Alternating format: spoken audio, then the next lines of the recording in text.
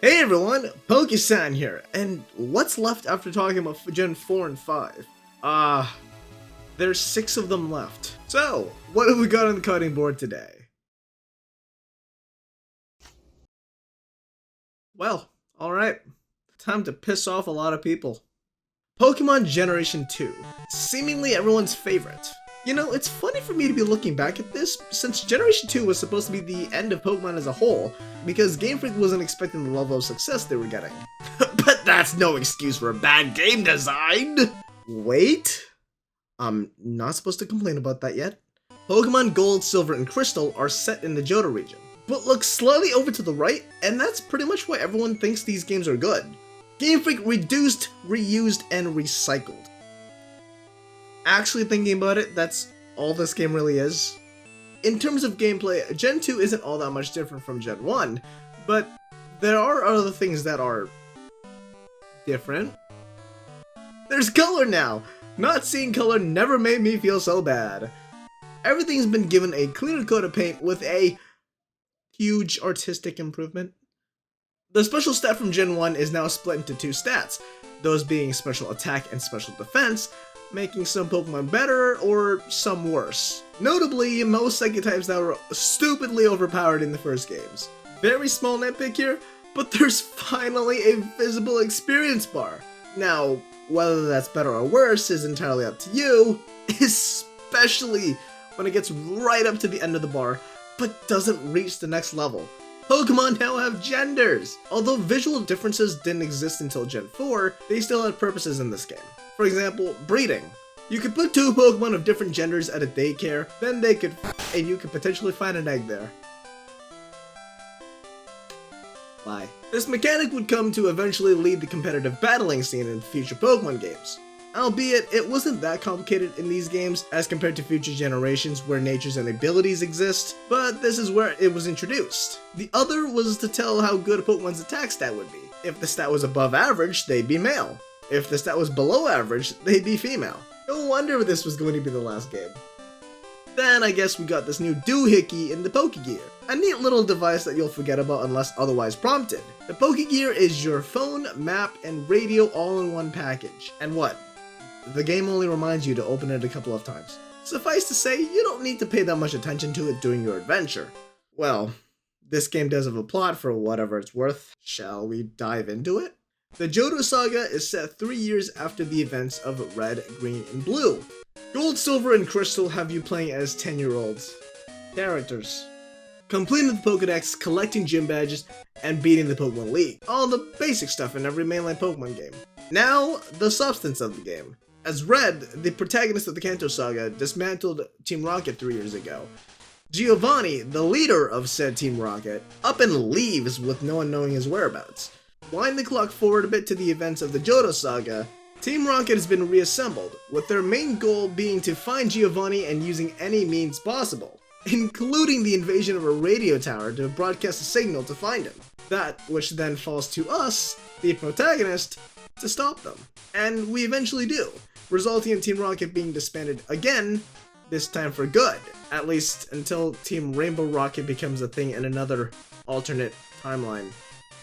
That's essentially it for the story of the Johto Saga, not much more than that of Kanto. This is a Pokemon story, so obviously, expecting something more than a plot that I could have just summed up as a kid that collects badges, catching Pokemon, and destroying criminal organizations is just one big fever dream.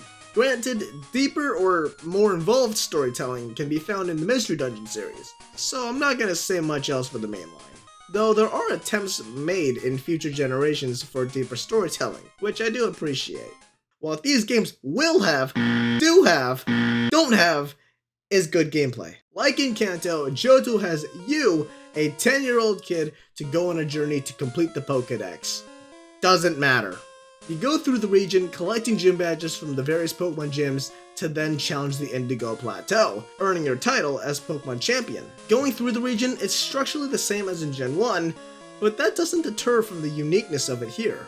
You've got places with their own personalities, especially accompanied by the soundtrack of this game. It does help that there are just more town themes in this game. There are more memorable areas here too. Places like the Burnt Tower, Lake of Rage, Ice Path, and the entirety of Kanto.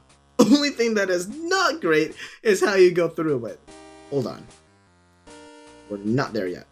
The new Pokemon in this generation are great. Sure, there are only a few standout ones, but hey, we've got some gold here. Cyndaquil, Totodile, and No are your choices for starters this time around. Pretty good selection, besides the useless one over there. Okay, no. I only say that because the Chikorita line is undoubtedly the worst choice here. You mean to tell me that you would look at this lineup and go, that one? Yeah, tough luck trying to convince anybody. Everything is accounted for here. You've got your Rattata clone, you've got your Pidgey clone, your early Bug clone. From these, we can clearly see where there was no inspiration. I'm not giving slack to the future generations because they also do this. But since Gen 2 did it first, it's also responsible for all the other ones that came along. Looking at the later part of the decks is when we'll truly find some cool stuff. You've got Skarmory, Sneasel, Ursaring. See? It's not all bad. But even if the Pokemon themselves are inoffensive, the methods of getting them are a whole another story. You see these two? Yeah, they look cool. How do you get them? Enter friendship. Or happiness. A stupid as mechanic that sure makes sense, but just makes you ask, why? Happiness isn't a big mechanic, and normally it won't affect much in the grand scheme of things. But when you need to think about it, your patience will soon be tested. What is happiness? On a normal day, it's basically the second number in boosting the damage of the move return. On every other day, a f***ing stupid mechanic. Why do I say that?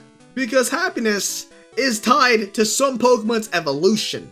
Cases like Eevee and Golbat are the big two of this generation. Happiness is a hidden stat that can be raised through many means. Being caught in a friend ball, leveling up, walking, and giving them vitamins and massages. I only said hidden because it is just that. Hidden. At no point whatsoever are you allowed to see how much friendship a Pokemon has. And the closest thing to that is getting a range based on the messages a lady in Goldenrod gives you. Happiness has a maximum value of 255. This lady rates them in ranges of 50 up until the last range, which at that point it may as well be maxed out. So there's really no point in bothering. So the methods of raising friendship either take a lot of time or a lot of in-game cash, because damn, those vitamins cost a shitload. Why is this such a big problem? Because happiness evolutions need at least 220 friendship to actually happen. And you will never know exactly what yours is. There have been times where I immediately grabbed the Eevee from Build in Goldenrod, but could not get it to evolve into an Espeon up until Blackthorn City. You know, the town of the final gym. This is with me actively trying to not have it faint, walking around with it, and giving it whatever vitamins I could. Happiness evolutions, while they make sense in universe, from a player's perspective, that's just pointless padding. Now we all know what to blame for this horrible mechanic. And I don't know if this was derivative of the happiness mechanic, but affection. If the idea for that came from happiness, which I don't see how it wouldn't, then I blame Gen 2 for that too. It's a horrible mechanic. Cute, sure. But come on! Pokemon's easy enough as it is.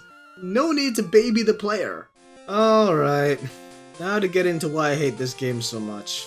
As if me hating the happiness mechanic wasn't enough for you, let's take a look at the structure of the game. From the beginning to the 4th gym, everything is alright. The game takes a linear approach like it did in Red, Green, and Blue up until the 3rd badge of that game. After obtaining the 4th badge from Ecruteak City and Johto, the player is given 2 options for where they want to go next if they want to progress the story. Left will lead you to Olivine City and Cianwood City, the sites of the 5th and 6th gyms. Right takes you to Mahogany Town, the site of the 7th gym. Although, when I say options, I mean that they don't matter. The order in which you fight the gyms at this point is entirely up to you. You could do Cianwood first, Olivine second, Mahogany third, or you can do Mahogany first, Olivine second, then Cianwood last. Any order you want, or at least that's what it seemed like. While you are given the option to do them in any order, the game will heavily discourage you from doing so. Let me explain. Going left from Equitique will lead you to smoother level progression, being around the levels that you would normally be after having beaten the 4th gym, about mid to late 20s or so. Going down this direction will have you eventually needing to go up the Olivine Lighthouse, where you meet a sick Ampharos. The player is then tasked to go to Cianwood City, where the fighting gym is located, to fetch the secret potion and cure said Ampharos. Common sense would probably tell you, oh, there's a gym here, I'll earn the badge here before going back. And yeah, in this sense, the level progression in this game is perfect by this point. Everything makes sense. You were given a degree of challenge without having to excessively grind levels on your Pokemon. But since you aren't explicitly told you have to fight the gym before heading back to Olivine, that you could just go back there and fight the gym leader there instead. The game makes no attempt at stopping you, and should you decide to, are then pushed into a battle that was only supposed to happen after you'd beaten the Cianwood gym. Not that it's well balanced either way, because Jasmine's ace still jumps levels like a motherfucker. Or should you choose to go right from Equitique instead, the gym leader there is a fight that you're only supposed to have after the other two.